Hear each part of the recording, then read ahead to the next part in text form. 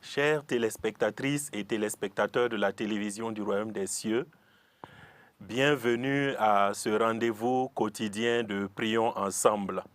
Nous vous saluons dans le beau et précieux nom de Jésus. C'est vraiment un plaisir et une occasion encore que le Seigneur nous donne de pouvoir donc expérimenter sa joie parfaite, la joie débordante. Comme il est écrit dans Jean le chapitre 16, à partir du verset 24, il dit « Demandez et vous recevrez afin que votre joie soit parfaite, afin que votre joie soit débordante. » Alléluia. Avant tout propos, permettez-moi de rendre un hommage vibrant à papa et à maman Karambiri, nos parents spirituels. Merci papa, merci maman pour vos efforts, tous vos efforts que vous fournissez pour faire de nous des hommes agréables à Dieu.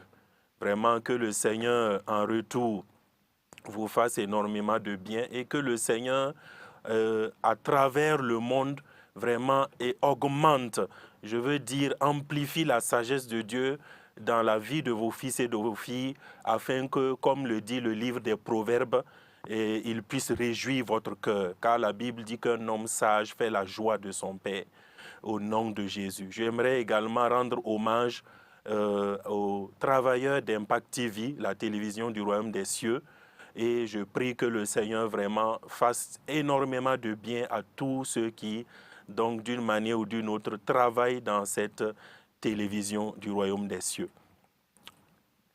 Et téléspectatrices et téléspectateurs, le thème sur lequel nous allons donc nous appesantir aujourd'hui s'intitule « La crainte de Dieu, une clé qui ouvre les écluses de la faveur surnaturelle sur ma vie. » La crainte de Dieu, une clé qui ouvre les écluses de la faveur surnaturelle sur ma vie. Alors,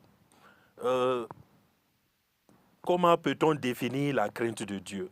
De nos jours, tout le monde se prétend être des hommes qui craignent Dieu. Ah, moi je crains Dieu, hein? Moi je crains Dieu, hein?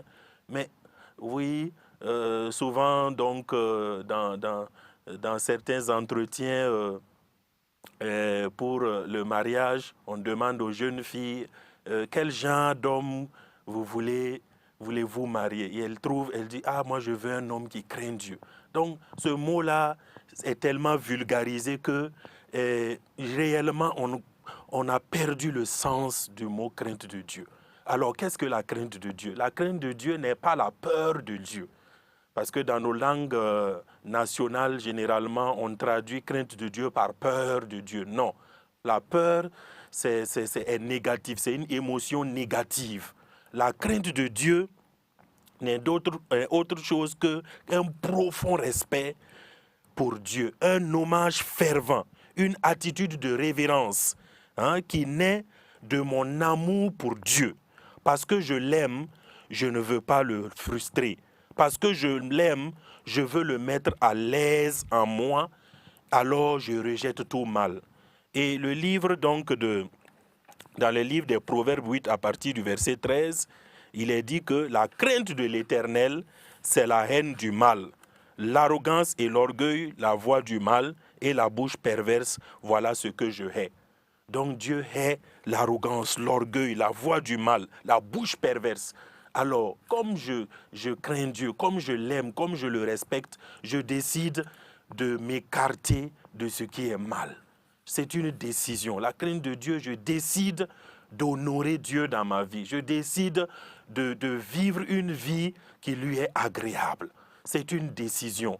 Alléluia. Alors, faveur surnaturelle. La faveur surnaturelle, on peut la définir simplement comme une porte, un portail ou une fenêtre que Dieu lui-même ouvre sur ma vie. Dieu lui-même ouvre sur ma vie. C'est-à-dire c'est une porte qu'un homme même, aucune capacité humaine ne peut ouvrir cela.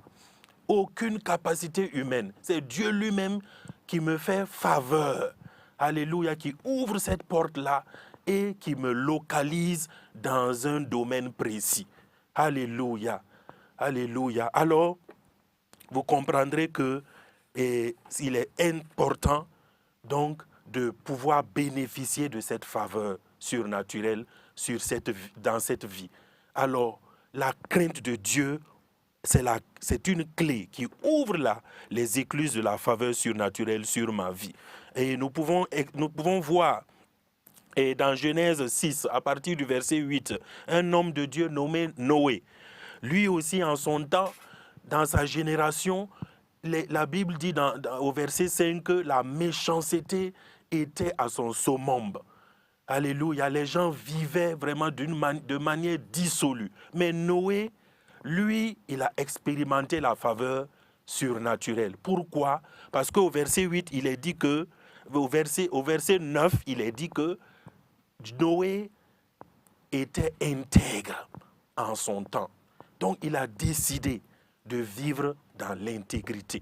Alléluia. Et au verset 8, Noé trouva grâce aux yeux de Dieu. Donc, la faveur surnaturelle l'a localisé. Quand nous prenons un autre personnage de la parole, Joseph, la Bible dit que dans Genèse 39, à partir du verset 9, il a eu une proposition indécente de la part de la femme de son patron Potiphar.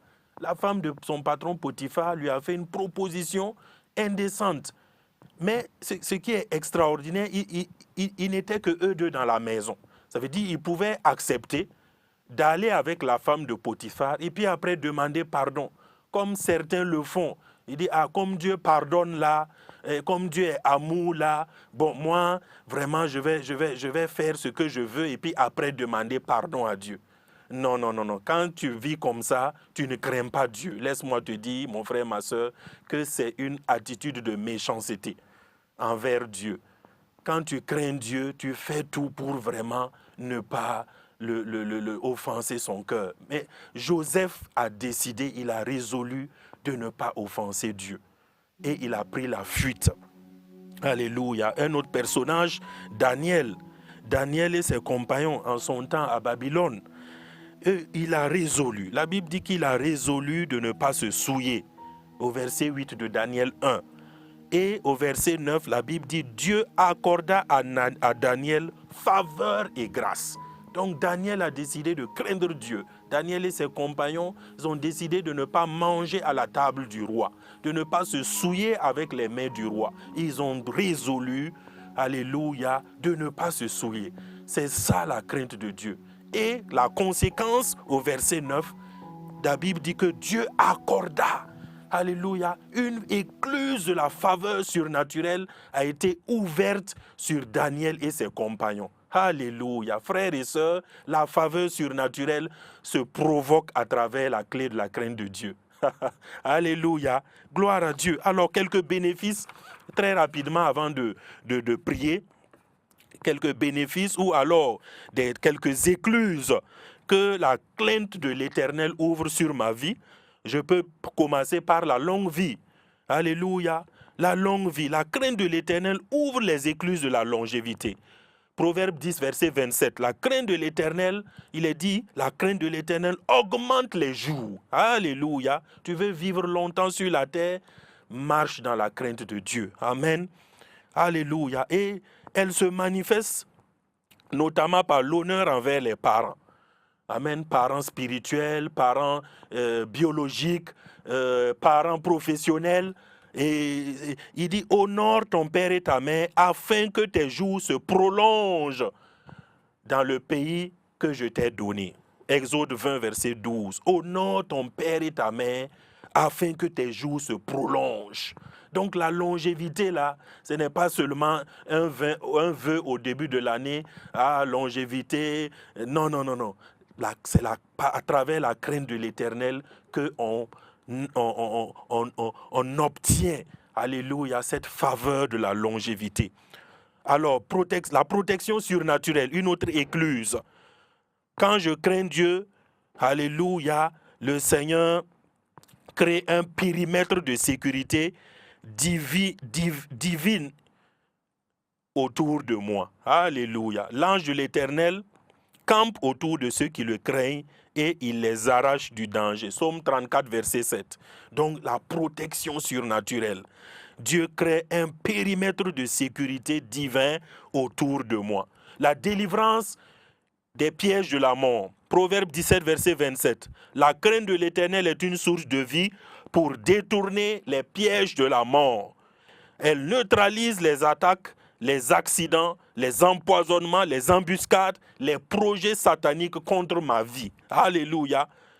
Une autre écluse, la sagesse, l'intelligence, le discernement. La Bible dit dans Proverbe 9, verset 10, la crainte de l'Éternel est le commencement de la sagesse. Dans la version Semeur, il est dit, la crainte de l'Éternel est la clé de la sagesse, la clé. Alléluia. Et Proverbe 1, verset 7, c'est le commencement de la science. Donc la crainte de l'Éternel ouvre la porte à une intelligence surnaturelle, à une clarté d'esprit, à faire de bonnes décisions. Puisque ce qui suit, les écluses de la direction divine, aussi dans Psaume 25, verset 12, il est dit, quel est l'homme qui craint l'Éternel?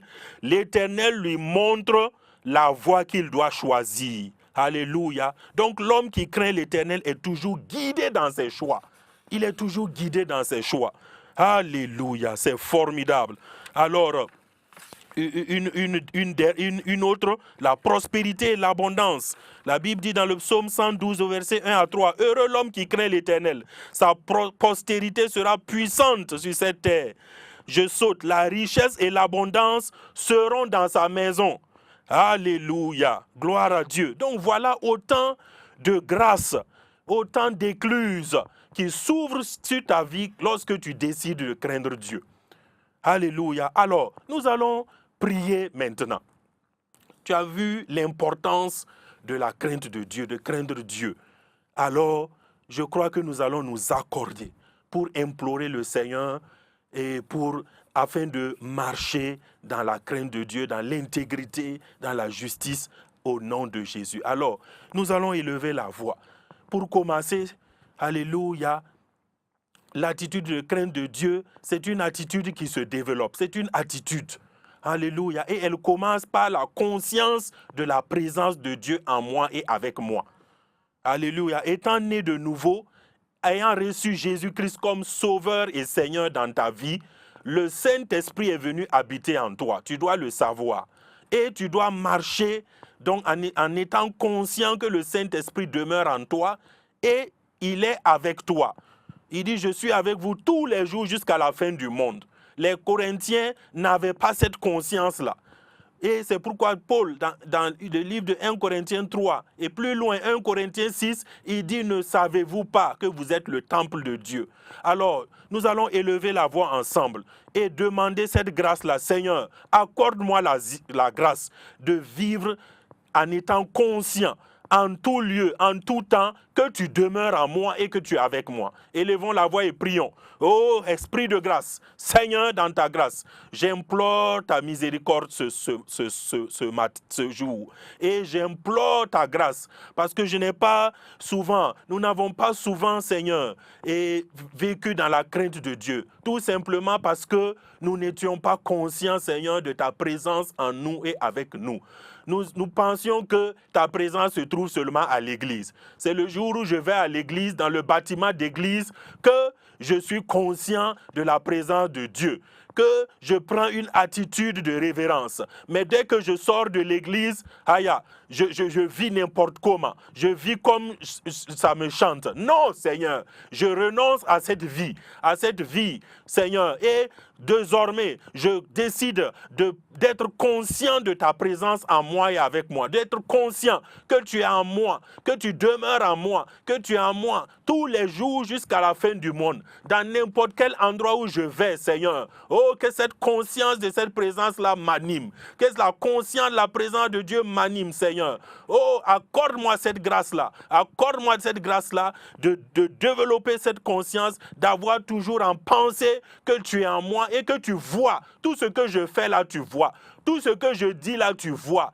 Oh, et David a dit dans les psaumes qu'avant même que la parole ne soit sur ma langue, toi tu connais déjà ce que je vais dire. Ça veut dire que mes pensées les plus profondes, les pensées les plus obscures, oh Dieu, tu vois ça. Seigneur, accorde-moi cette grâce-là, de te craindre. Accorde-moi cette grâce-là, Seigneur. Accorde-moi cette grâce-là de vivre dans la conscience de ta présence au nom puissant de Jésus. Amen, amen, amen, amen. Oui, nous allons continuer. Nous allons prier. La crainte de Dieu se développe, frères et sœurs. Elle se développe dans mon intimité avec Dieu. Oui, dans mon intimité avec le Saint-Esprit. La Bible dit il faut que la communication du Saint-Esprit soit votre partage. Est-ce que je parle au Saint-Esprit? Est-ce que je communie avec lui? Si je ne communie pas avec lui, comment je vais développer cette conscience-là? Alléluia. Je pense que je suis seul. Non, le Saint-Esprit est avec moi, dans ma voiture, sur ma moto, à pied. Il est en moi, il est avec moi. Donc je dois lui parler à tout moment. Je dois développer ma communion avec lui. Alléluia, mon intimité avec lui, dans mon lieu secret, mais aussi au quotidien. Alléluia, sur mon lieu de travail, partout. Il est avec moi. C'est pourquoi demandons cela, cette grâce, que ma communion avec le Saint-Esprit, ta communion avec le Saint-Esprit, oh, s'amplifie. Je dois parler au Saint-Esprit, je dois lui demander, oui, je ne peux rien faire dans ce domaine-là. Lorsque je suis ménager, je fais la cuisine. Saint-Esprit, tu es en moi, tu es avec moi. Je compte sur toi. Oh Père, élève ta voix et demande cela au Seigneur. Que ta communion avec lui augmente, que ta communion avec lui s'intensifie. Certains même n'ont même pas de communion. Ah, ça c'est extrêmement grave. Comment tu vas vivre une vie chrétienne victorieuse? Alors demande cela au Seigneur. Oh Seigneur, jusqu'ici je t'ai négligé. Saint-Esprit, je t'ai vraiment négligé. Je me suis conduit comme je voulais, je me suis conduit selon mes pensées. Je n'ai pas réalisé que je devais te parler. Je n'ai pas réalisé, Saint-Esprit, que et je devais communier avec toi quand je me lève le matin. Bon, c'est à peine, Seigneur, merci pour cette nuit. Oui, que le sang de Jésus me couvre et je vais à mon travail, je prends ma moto, je prends ma voiture, je fonce sans véritablement te parler, sans véritablement communier avec toi, sans véritablement, Seigneur, oh Père, je me répands ce matin. Oh, je me répands ce matin, je me répands en ce jour. Et je te demande, oh excellent Père de grâce, de m'accorder la grâce de communier avec toi, de développer ma communion avec toi, de développer mon intimité avec toi, dans le lieu secret, non seulement dans le lieu secret, mais tout au long de la journée, tout au long de la journée, tout au long de la journée, parler avec toi, t'écouter, apprendre à t'écouter, apprendre à écouter le battement de ton cœur. Saint-Esprit, merci, merci, merci parce que tu le fais, parce que c'est ce que tu veux pour moi, au nom de Jésus. Amen, amen, amen. Frères et sœurs, la clé, la crainte de Dieu, comme je l'ai dit, une clé qui ouvre les écluses de la faveur surnaturelle sur ma vie. Amen. Alors, nous sommes sur ce thème-là. Nous allons demander à Dieu. Alors, la crainte de Dieu, comme je l'ai dit, elle se développe. Elle se développe par aussi à travers la méditation de la parole de Dieu. Alléluia. Quelle est l'importance de la parole de Dieu dans ma vie? Amen. Quelle est la part de la parole de Dieu dans ma vie? Quand je pose les différentes activités de la journée. Quelle est l'importance que je donne à la méditation de la parole de Dieu? Ça, c'est extrêmement important. Amen. Parce que la Bible dit que si je l'aime, alors je vais obéir à ses commandements. Amen. Si je l'aime, amen, je vais aimer sa parole. Tu ne peux pas dire que tu aimes Dieu si tu n'aimes pas la parole de Dieu. Et Dieu t'a donné sa parole écrite. Amen. Pour que toi et moi, nous puissions la méditer jour et nuit, nous puissions l'aimer en la méditant et en gardant sa parole dans nos cœurs. Alléluia. Comme le dit le psalmiste, je serre ta parole dans mon cœur afin de ne pas pécher contre toi, afin de marcher autrement dans la crainte de Dieu. Alléluia. Alors tu vas demander au Seigneur cette grâce. Tu vas te repentir, je vais me repentir d'avoir jusque-là négligé la parole de Dieu, d'avoir jusque-là mis la parole de Dieu en seconde position. Oui, élève ta voix et demande pardon au Seigneur pour cela. Demande pardon. Oh Seigneur, c'est vrai, la parole de Dieu, nous l'avons souvent mis à l'infinitif dans nos vies. Vraiment, elle occupe même pas comme un petit pourcentage vraiment dans nos priorités de la journée. Alors que Seigneur, nous voulons vivre une vie qui t'est agréable. Nous ne pouvons pas vivre cette vie agréable si nous négligeons la parole de Dieu. Parce que plus nous méditons la parole de Dieu, plus nous te connaissons. Et plus nous te connaissons, nous connaissons ton caractère. Nous connaissons, Seigneur, ta volonté. Et plus nous connaissons ta volonté, nous sommes à même de marcher d'une manière qui te soit agréable. Alors que jusqu'ici, Seigneur, nous reconnaissons que la parole de Dieu n'était pas la priorité dans nos cœurs. Et c'est pourquoi nous demandons pardon ce jour. Nous te demandons pardon, Seigneur. Et nous crions à toi en ce jour, afin que vraiment, Père, tu nous fasses miséricorde pour que l'amour de la parole de Dieu soit réellement implanté dans nos cœurs. Nous voulons faire de ta parole nos délices.